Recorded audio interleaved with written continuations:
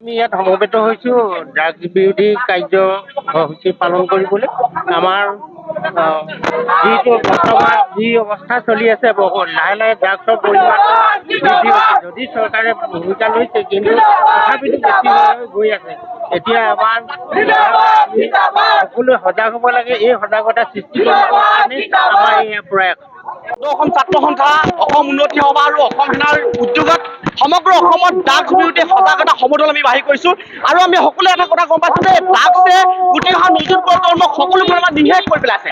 ড্ৰাগছে এটা পৰিয়ালক সম্পূৰ্ণৰূপে ধ্বংস কৰি পেলায়। গতিকে এই ড্ৰাগছ উঠি অহা নতুন প্ৰজন্মৰ কাৰণে ব্যাধি। গতিকে এই ড্ৰাগছ যাতে উঠি অহা নতুন প্ৰজন্মই যাতে গ্ৰহণ নকৰে, তাৰ ক্ষেত্ৰত আমি সজাগতা সৃষ্টি কৰিবৰ কাৰণে ব্যৱস্থা গ্ৰহণ কৰিছোঁ। তাৰ লগে লগে ডিব্ৰুগড় চহৰৰ আমি যদি ক'বলৈ যাওঁ, ডিব্ৰুগড় জিলাখনৰ বিভিন্ন প্ৰান্তত অবাধে ইয়াত ড্ৰাগছৰ ভেড়া চলি আছে। বিশেষকৈ এই য'ত পুৰণা ৰেল ষ্টেচন আছে, বাণীপুৰ আছে, বিভিন্ন প্ৰান্তত বিভিন্ন ধৰণৰ এনেকুৱা ড্ৰাগছৰ সৰবৰাহকাৰী ব্যক্তি আছে। তেওঁলোকক কিন্তু আজি তাক চৰকাৰে কাৰ্য কৰিবলৈ সক্ষম হোৱা নাই।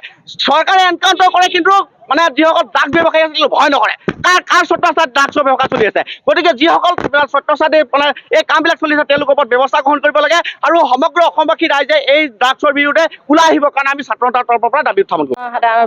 সমদলটো ওলাইছোঁ, কাৰণ আমাৰ উঠি অহা প্ৰজন্মৰ এই সৰু সৰু ল'ৰাবিলাকে এই ষ্টেচনতে সোমাই ড্ৰাগছৰ ব্যৱসায় কৰিছে। লগতে আমি সকলোৱে এইটো কাৰণে ওলাইছোঁ যে আজি এই ড্ৰাগছ ব্যৱসায়টো বন্ধ কৰিব লাগে। সৰু সৰু প্ৰজন্মখিনি যাতে ভাল হ'ব লাগে। আমি সকলোৰে মাক দেউতাকৰ পৰা টকা পইচা লৈ ল'ৰাবিলাকে যিখিনি আজি আমি দেখি আহিছোঁ, ঘৰখনো ধ্বংস হৈছে কিছুমানৰ। এতিয়া এই ল'ৰাখিনিয়ে যাতে ভাল পথলৈ আহিব লাগে। আজি আমি সদৌ ছাত্ৰ সন্থা, ডিব্ৰুগড় ছাত্ৰ সন্থা লগ লাগি আমি সকলোৱে আমি সন্মিলিত মহিলা গোটৰ ফালৰ পৰাও আমি ওলাই আহিছোঁ। সকলোৱে ওলাই আহিছোঁ। আজি যে এই কাৰণে ওলাই আহিছোঁ, আমাৰ এই যিটো ড্ৰাগছৰ ব্যৱসায় আৰু লগতে যিটো ড্ৰাগছৰ ল'ৰা ছোৱালীবিলাকে আজি ড্ৰাগছ সেৱন কৰি কেনে নিজৰ স্বাস্থ্য লগতে ঘৰখনৰ ধ্বংস কৰিছে, এইটো যেন সজাগ হয় সকলোৱে ভাল হয়। আৰু সেইটো কাৰণে আজি আমি ওলাই আহিছোঁ।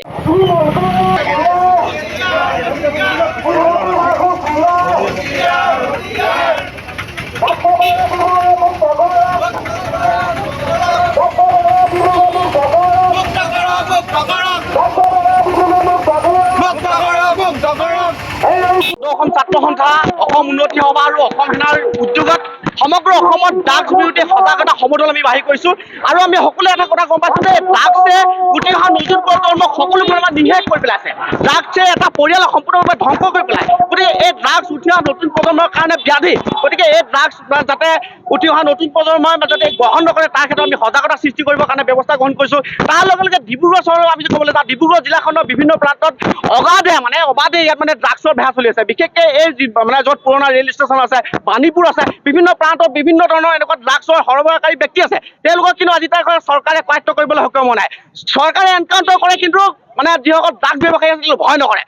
কাৰ স্বত্বাধিকাৰত ড্ৰাগছৰ ব্যৱসায় চলি আছে। গতিকে যিসকল স্বত্বাধিকাৰী এই কামবিলাক চলি আছে, তেওঁলোকৰ ওপৰত ব্যৱস্থা গ্ৰহণ কৰিব লাগে। আৰু সমগ্ৰ অসমবাসী ৰাইজে এই ড্ৰাগছৰ বিৰুদ্ধে ওলাই আহিবৰ কাৰণে আমি ছাত্ৰ সন্থাৰ তৰফৰ পৰা দাবী উত্থাপন কৰিছোঁ।